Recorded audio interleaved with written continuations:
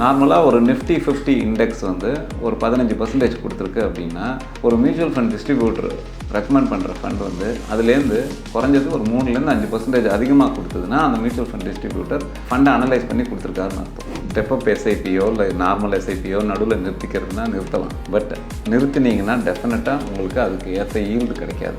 மொதல் 5 வருஷம் 10 வருஷத்துக்குலாம் உங்களுக்கு வந்து எஸ்ஐபியில் ஒரு க்ரோத் இருக்காது. எப்படி இருந்தாலும் பேங்க்கில் உங்களுக்கு 7% கிடைக்கிறதுக்கு பதிலாக இதில் ஒரு 12% 15% கிடைக்கிது. அது தட் இஸ் சிக்னிஃபிகன்ட் க்ரோத். எல்லாரும் சொல்கிற அதே மந்த்ரா தான். The power of compounding is happening after the 10th year. அப்புறமா தான் 1 இயருக்கு முன்னாடி எஸ்ஐபிலேருந்து வெளியில் வரீங்க அப்படின்னா எக்ஸிட் லோன்னு ஒன்று இருக்குது. 2000 rupees கட்ட ஆரம்பிச்சிருக்கீங்க, 10 மாதம் கட்டியிருக்கீங்க, 20,000 ரூபா. நீங்கள் உங்களுக்கு 10வது மாதம் முடிஞ்ச உடனே எனக்கு ஃபண்டு தேவைப்படுது அப்படிங்க. அந்த 20,500ல் 1% 205 ரூபா ஆட்டோமேட்டிக்காக அக்கௌண்ட்லேருந்து டெபிட் ஆகி ரிமைனிங் இருக்கிற அமௌண்ட்டு தான் உங்களுக்கு கிரெடிட் ஆகும். அதை தவிர கட்டுமானத்தின் வலிமை, கட்டிடங்களின் பாதுகாப்பு. ஸ்ரீ துர்கா டிஎம்டி கம்பிகள். நியூஸ் கஃபே நேயர்களுக்கு வணக்கம். எஸ்ஐபி பற்றி நிறைய இன்ஃபர்மேஷன் தெரிஞ்சுக்கிறதுக்காக இன்றைக்கி நம்ம கூட எக்ஸ் பேங்கர் மற்றும் ஃபினான்ஷியல் அட்வைசர் திரு ராம்குமார் அவர்களை இன்வைட் பண்ணியிருக்கோம். வணக்கம் சார். வணக்கம் கௌதம். சார், இப்போ வந்து எல்லாரும் என்ன சொல்கிறாங்கன்னா 10 வருஷத்தில் 1 கோடி சம்பாதிக்கலாம், 20 வருஷத்தில் 1 கோடி சம்பாதிக்கலாம் அப்படின்னு நிறைய டாக் இப்போ போயிட்டுருக்கு. ஸோ அப்படி எஸ்ஐபியில் வந்து இவ்வளோ கம்மி பீரியடில் இவ்வளோ அமௌண்ட் வந்து ஏர்ன் பண்ண முடியுமா? 100% ஒருத்தரால முடியும். முதல்ல எஸ்ஐபிங்கிறது என்னங்கிறது நம்ம ஏற்கனவே இந்த சேனலில் நிறைய டிஸ்கஸ் பண்ணியிருக்கோம். ஆர்டியோட அடுத்த ஒரு மறு அவதாரம் தான் எஸ்ஐபி. ஒரு மாதம் ஒரு ஒருத்தர் 30,000 ரூபா சம்பாதிக்கிறார் எடுத்துக்கலாம். 30,000 ரூபா ஒருத்தர் சம்பாதிக்கிறார் அப்படின்னா அவர் ஒரு 20% அதுலேருந்து சேவ் பண்ணுறாரு. ஒரு அப்ராக்சிமேட்லி ஒரு 5,000 to 6,000 rupees, 5,000 எடுத்துப்போம். ஒரு 5,000 rupees ஒருத்தர் எஸ்ஐபி ஒருத்தர் ஆரம்பிக்கிறாரு அப்படின்னா ஃபஸ்ட் இயரில் எஸ்ஐபி ஆரம்பிச்சு போயிட்டுருப்பார். ஒரு 22-23 வயசு பையன் ஏர்ன் பண்ண ஆரம்பிக்கிறான் அப்படின்னா அந்த சமயத்தில் அவனுக்கு ஆப்ளிகேஷன்ஸ் எதுவுமே கிடையாது. ஒரு 20% சேவ் பண்ணுறான் அப்படின்னா ஒரு 5,000 rupees சேவ் பண்ணுறாரு. அதே அவர் அடுத்த வருஷம் அதை ஸ்டெப்அப் பண்ணணும், ஒரு 10% ஸ்டெப்அப் பண்ணணும். மெஜாரிட்டி ஆஃப் த பீப்புள் எஸ்ஐபியில் வந்து அதிகமான அளவை அதிகமான தொகையை ரிடம்ஷன் பண்ணாமல் இருக்கிறதுக்கான காரணம் என்ன அப்படின்னா அவங்க கான்ஸ்டன்ட் எஸ்ஐபி. ஒரு எஸ்ஐபியை ஒரு 5,000 ரூபா ஆரம்பிச்சிட்டாங்கன்னா அதுலேயே தான் போயிட்டுருப்பாங்க.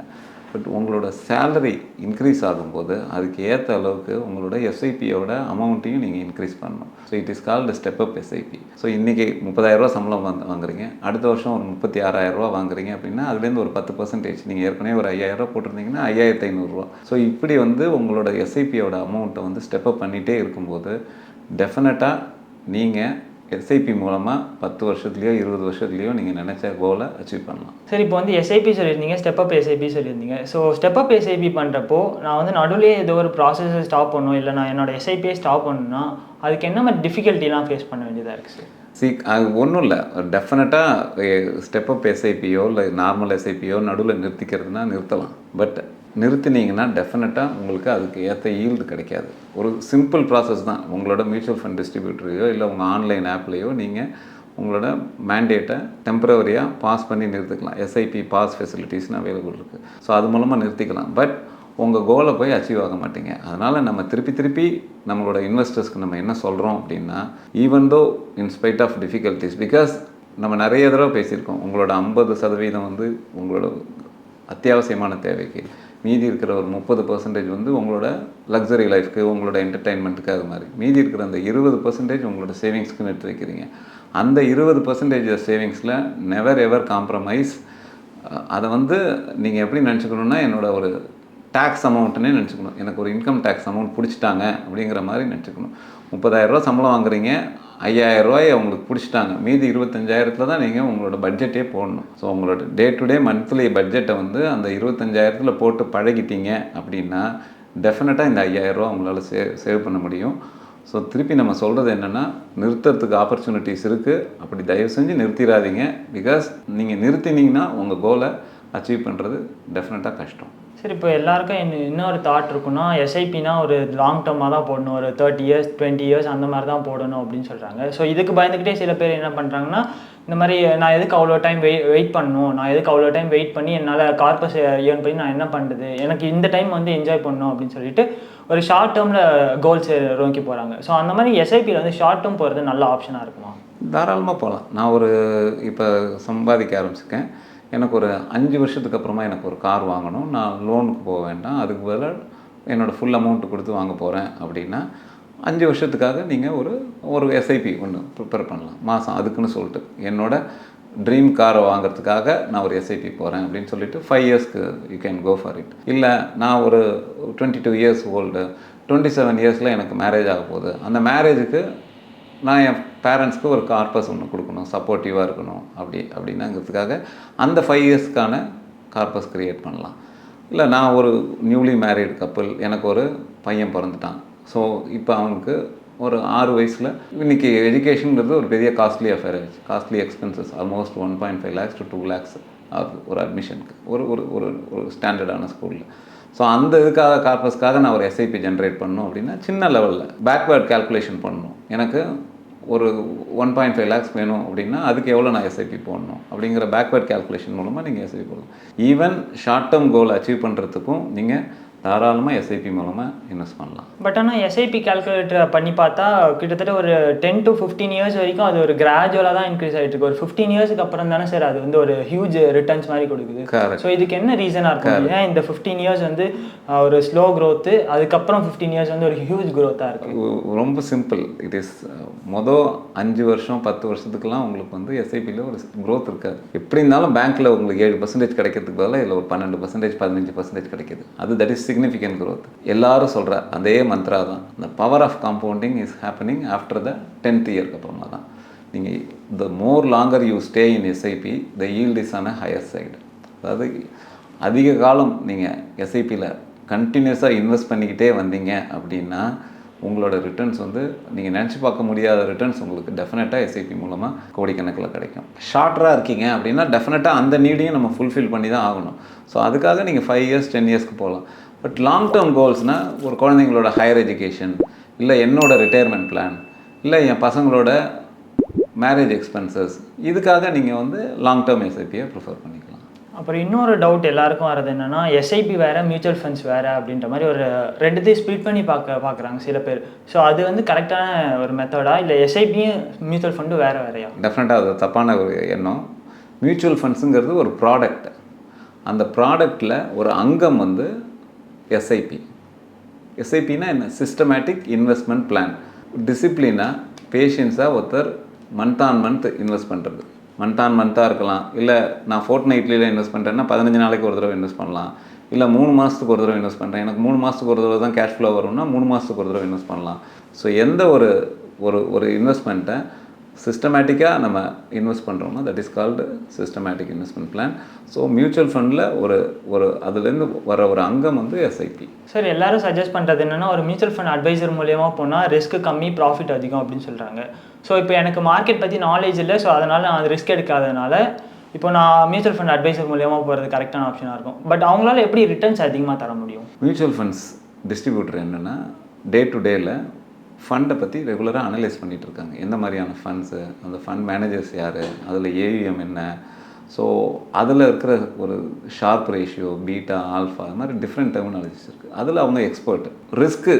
ரிஸ்க்கு கம்மி அப்படிங்கிறது எதனால் சொல்கிறாங்க அப்படின்னா அவங்க அந்த ஃபண்டை அனலைஸ் பண்ணி சொல்கிறாங்க. அதே மாதிரி ப்ராஃபிட் அதிகம் அப்படின்னு சொல்கிறது எதனாலனா அவங்க சூஸ் பண்ணுற ஃபண்டு வந்து ஒரு நல்ல ஃபண்டாக இருக்கும். அவங்க அந்த ஃபண்டில் அவங்க எக்ஸ்பீரியன்ஸ் ஆகிருப்பாங்க. நார்மலாக ஒரு நிஃப்டி 50 இண்டெக்ஸ் வந்து ஒரு 15% கொடுத்துருக்கு அப்படின்னா ஒரு மியூச்சுவல் ஃபண்ட் டிஸ்ட்ரிபியூட்டர் ரெக்கமெண்ட் பண்ணுற ஃபண்ட் வந்து அதுலேருந்து குறைஞ்சது ஒரு 3-5% அதிகமாக கொடுத்ததுன்னா அந்த மியூச்சுவல் ஃபண்ட் டிஸ்ட்ரிபியூட்டர் ஃபண்டை அனலைஸ் பண்ணி கொடுத்துருக்காருன்னு அர்த்தம். அதே மியூச்சுவல் ஃபண்ட் டிஸ்ட்ரிபியூட்டர் இண்டெக்ஸோட ரிட்டர்ன்ஸோட கம்மியாக கொடுக்குறாரு அப்படின்னா சில ஃபண்ட் ஹவுஸ் வந்து கம்மியான ரிட்டர்ன்ஸ் கொடுத்துருக்கும். ஸோ அப்போ வந்து அவரோட ஃபண்ட் அனாலிசிஸ் அங்கே தப்பாக இருக்குன்னு அர்த்தம். So obviously mutual fund distributor they work very hard, they put their mind and they put on their experience எல்லாத்தையும் அனலைஸ் பண்ணி பார்த்துட்டு ஒரு பெஸ்ட்டு ஃபண்டு இண்டெக்ஸ் ரிட்டர்ன்ஸ் கொடுக்குறதோட அதிகமான ரிட்டர்ன்ஸ் கொடுக்குற ஃபண்டை தான் நான் என்னோடய கிளைண்ட்டுக்கு கொடுக்கணும் அப்படிங்கிறதுல ரொம்ப தீவிரமாக அதை யோசித்து அதை ரெக்கமெண்ட் பண்ணுவாங்க. ஸோ அதனால தான் எப்போவுமே நம்ம சொல்கிறது என்னென்னா ஒரு மியூச்சுவல் ஃபண்ட் வந்து ஒரு டிஸ்ட்ரிபியூட்டர் மூலமாக போகும்போது ரிஸ்க்கு கம்மியாகவும் இருக்குது, ரிட்டர்ன்ஸும் கொஞ்சம் அதிகமாக இருக்குது அப்படிங்கிறது. சார் இப்போ இன்னொரு கொஷின் என்னென்னா எஸ்ஐபியில் வந்து லாக்இன் பீரியட்னு ஒன்று இருக்கும். ஸோ அதனால் வந்து நம்ம இவ்வளோ இயர்ஸ் கண்டிப்பாக ஹோல்ட் பண்ணி ஆகணும் அப்படின்னு ஒரு ஒப்பீனியன் இருக்குது. ஸோ அது உண்மையா சார்? இல்லை, எஸ்ஐபியில் வந்து என்னென்னா 1 இயருக்கு முன்னாடி நீங்கள் இன்றைக்கி ஒரு எஸ்ஐபி ஆரம்பிக்கிறீங்க, அதாவது மந்த்லி ஆரம்பிக்கிறீங்க அப்படின்னா 1 இயருக்கு முன்னாடி எஸ்ஐபிலேருந்து வெளியில் வரீங்க அப்படின்னா எக்ஸிட் லோன்னு ஒன்று இருக்குது. ஃபார் எக்ஸாம்பிள் நீங்கள் ஒரு 2000 ருபீஸ் கட்ட ஆரம்பிச்சிருக்கீங்க, 10 மாதம் கட்டியிருக்கீங்க, 20,000 ரூபா. அந்த ஃபண்டு வந்து ஒரு 20,500 இருக்குது அப்படின்னா நீங்கள் உங்களுக்கு 10வது மாதம் முடிஞ்ச உடனே எனக்கு ஃபண்டு தேவைப்படுது அப்படின்னா அந்த 20,500ல் 1% 205 ரூபா ஆட்டோமேட்டிக்காக அக்கௌண்ட்லேருந்து டெபிட் ஆகி ரிமைனிங் இருக்கிற அமௌண்ட்டு தான் உங்களுக்கு கிரெடிட் ஆகும். அதை தவிர லாக்இன் பீரியட் இருக்கிற எஸ்ஐபி எதுனா ELSS, equity linked savings scheme. இது எதுக்காக இன்வெஸ்ட் பண்ணுறது அப்படின்னா நம்ம இன்கம் டேக்ஸில் வந்து 80cc சில இன்வெஸ்ட்மெண்ட்ஸ் பண்ணலாம். பிபிஎஃப், குழந்தைங்களோட tuition fees, LIC, post office, 80C fixed deposit, home லோனோட இன்ட்ரெஸ்ட் இதெல்லாம் காமிக்கலாம். அதே மாதிரி இந்த இஎல்எஸ்எஸ்ஸையும் அந்த 80C இன்வெஸ்ட்மெண்ட்டில் கொண்டு வந்து காமிக்கலாம். அதோட சீலிங் வந்து 1.5 lakhs. ஸோ அது மட்டும்தான் லாக்இன் பீரியடு இருக்கிற மியூச்சுவல் ஃபண்ட்ஸு. அதை தவிர மியூச்சுவல் ஃபண்ட்ஸில் எப்போவுமே லாக்இன்ங்கிறது கிடையாது, எப்போ வேணாலும் வெளியில் வரலாம். பட் நீங்கள் பிஃபோர் 1 இயர்க்குள்ளே வந்தீங்கன்னா நான் முன்னாடி சொன்ன மாதிரி எக்ஸிட் லோடு உண்டு. அதே நீங்கள் ஆஃப்டர் 1 இயருக்கு அப்புறமா வரீங்க அப்படின்னா அன்றைக்கி இருக்கிற ஃபண்ட் வேல்யூவை அக்கௌண்ட்டில் க்ரெடிட் கொடுத்துருவாங்க. சரி, இப்போ ரீசெண்டாக ஒரு ரீல்ஸ் கூட ட்ரெண்ட் ஆகிட்டு இருந்துச்சு. ஸோ வந்து ஃபினான்ஸ் மினிஸ்டர் கிட்ட வந்து ஒரு கொஷின் கேட்டிருந்தாங்க, டேக்ஸ் வந்து இந்தியாவில் இவ்வளோ அதிகமாக இருக்குது அப்படின்னு சொல்லிட்டு கேட்டிருந்தாங்க. ஸோ அப்படி எஸ்ஐபி போடும்போது டேக்ஸ் வந்து எவ்வளோ அமௌண்ட் பிடிப்பாங்க சார்? மியூச்சுவல் ஃபண்டாக இருக்கட்டும், ஸ்டாக்ஸாக இருக்கட்டும், there are 2 type of tax இருக்குது இந்தியாவில். ஒன்று வந்து short term capital gain tax, another ஒன்று long term capital gain tax. Before 1 இயர்க்குள்ளே நீங்கள் வரீங்க அப்படின்னா அதோட கேபிட்டல் கெயின் நீங்கள் போட்ட பணத்துலேருந்து வர கெயினுக்கு 15% is the capital gain tax. அதே நீங்கள் ஒரு 1 இயருக்கு அப்புறமா ஒரு ஃபண்டுலேருந்து வெளியில் வரீங்க அப்படின்னா ஒரு வருஷத்துக்கு 1 lakh வரைக்கும் எக்ஸம்ஷன். ஒரு எக்ஸாம்பிளாக சொல்லணும் அப்படின்னா ஒருத்தர் வந்து ஒரு 1 May 2023 அப்போ வந்து ஒரு 5 லட்ச ரூபா போட்டிருக்காரு அப்படின்னா அவர் வந்து அதை திருப்பி வந்து ஜூன் மாதம் 2024 இப்போ வந்து அந்த ஃபண்டை எடுக்கிறாரு அப்படின்னா அந்த 5 லட்ச ரூபா 7 லட்ச ரூபா ஆயிருக்கு அப்படின்னா அந்த 2 லட்ச ரூபாங்கிறது அவர் ஏர்ன் பண்ண கேபிட்டல் கெயின் ஆகிருக்கு. ஸோ அந்த 2 லட்சத்தில் 1 lakh எக்ஸம்ஷன் போக மீதி இருக்கிற 1 lakhக்கு 10% டிடிஎஸ் பிடிச்சிட்டு மீதி 90,000 ருபீஸ் வந்து 1,90,000 அக்கௌண்ட்டில் கிரெடிட் கொடுப்பாங்க. சார், இப்போ மியூச்சுவல் ஃபண்ட்ஸ் எடுத்துக்கிட்டிங்கன்னா அதில் வந்து மோஸ்ட்டாக இன்வெஸ்ட் பண்ணுறது யாருன்னா மிடில் கிளாஸ் பீப்புள்ஸ் தான் இன்வெஸ்ட் பண்ணுறாங்க. ஏன்னா அப்போ தான் ஹியூஜ் கார்பஸ் கிடைக்கும் அப்படின்றது ரீசனுக்காக. ஸோ எதனால் மியூச்சுவல் ஃபண்ட்ஸ் வந்து இந்த மிடில் கிளாஸ் பீப்புள்ஸை டார்கெட் பண்ணுது? நம்ம ஒரு கேட்டகரிஸ் ஆஃப் பீப்புளே பிரிக்கலாமே. Super HNI, upper middle class, lower middle class. இதுதான் ஒரு நம்ம வந்து ரஃபாக ஒரு ஃபினான்ஷியல் வைஸ் ஒரு கேட்டகரிஸ் ஆஃப் பீப்புளை பிரித்து வச்சுருக்கோம். ஸோ இதில் பார்த்தோம்னா middle class and upper middle class people அதிகமாக இந்த ரீட்டைல் இன்வெஸ்ட்மெண்ட், சிஸ்டமேட்டிக் இன்வெஸ்ட்மெண்ட் பண்ணல மியூச்சுவல் ஃபண்ட்ஸில் இன்வெஸ்ட் பண்ணுறாங்க. ஏன்னா இவங்க ஒவ்வொருத்தவங்களும் வந்து அடுத்தடுத்த கேட்டகரிஸ்க்கு போகணுங்கிற ஒரு உத்வேகத்தில் தான் ஒர்க் பண்ணுறாங்க. ஒரு மிடில் கிளாஸ் வந்து அப்பர் மிடில் கிளாஸ் ஆகணும்னு பார்க்குறான், ஒரு அப்பர் மிடில் கிளாஸ் வந்து ஒரு ஹை கிளாஸ் ஆகணும், அப்புறமா ஒரு ஹெச்என்ஐ ஆகணும், அப்புறம் ஒரு சூப்பர் ஹெச்என்ஐ ஆகணும். ஸோ இந்த மிடில் கிளாஸ் போகிறதுக்கு லோயர் கிளாஸ்க்கும் லோயர் மிடில் கிளாஸ்க்கும் வந்து அன்றாட தேவைகளை பூர்த்தி பண்ணுறதுக்கே அவங்களோட வருவாய் வந்து கரெக்டாக இருக்குது. அவங்களுக்கு வந்து சேவிங்ஸு, இன்வெஸ்ட்மெண்ட்டு இப்படிங்கிறத பற்றி திங்க் பண்ணுறதுக்கான நேரமே இல்லை. வேறு இந்த மிடில் கிளாஸ் அப்பர் மிடில் கிளாஸால் அட்லீஸ்ட்டு நம்ம சொல்கிற அந்த 20% ஆஃப் தி அமௌண்ட்டை வந்து சேவ் பண்ண முடியுது. அந்த சேவிங்ஸில் இப்போ அவேர்னஸ் அதிகமாக இருக்கிறதுனால செபியும் ஆம்ஃபியும் மியூச்சுவல் ஃபண்ட்ஸை ப்ரொமோட் பண்ணுறதுனால நிறைய அந்த மாதிரியான டிஸ்கஷன்ஸ் நடக்கிறது. அப்படிங்கிறதுனால அவங்களோட ஃப்ரெண்ட்ஸ் மூலமாகவும் ரிலேட்டிவ்ஸ் மூலமாகவும் இதை பற்றி தெரிஞ்சுக்கிறதுனால அவங்கெல்லாம் மியூச்சுவல் ஃபண்ட்ஸ் இண்டஸ்ட்ரிக்குள்ளே வராங்க. பட் நம்ம கூடிய சீக்கிரம் இந்த லோயர் மிடில் கிளாஸில் இருக்கிற பீப்புளும் they have to start mutual ஃபண்ட்ஸில். இவங்க எல்லாரும் சேர்ந்து பார்ட்டிசிபேட் பண்ணால் தான் இந்த க்ரோயிங் எக்கானமியில் மியூச்சுவல் ஃபண்டோட இண்டஸ்ட்ரியும் வளரும், அது மூலமாக நாட்டோட பொருளாதாரமும் வளரும், தனிநபரோட பொருளாதாரமும் வளரும், எல்லாரும் சேர்ந்து உயரலாம். சார், இன்றைக்கி எஸ்ஐபி பற்றி நிறைய இன்ஃபர்மேஷன் நீங்கள் கூட ஷேர் பண்ணிக்கிட்டீங்க சார். இன்றைக்கி நிகழ்ச்சிக்கு வந்தமைக்கு நன்றி. மீண்டும் மற்றொரு நிகழ்ச்சியை சந்திப்போம். வணக்கம்.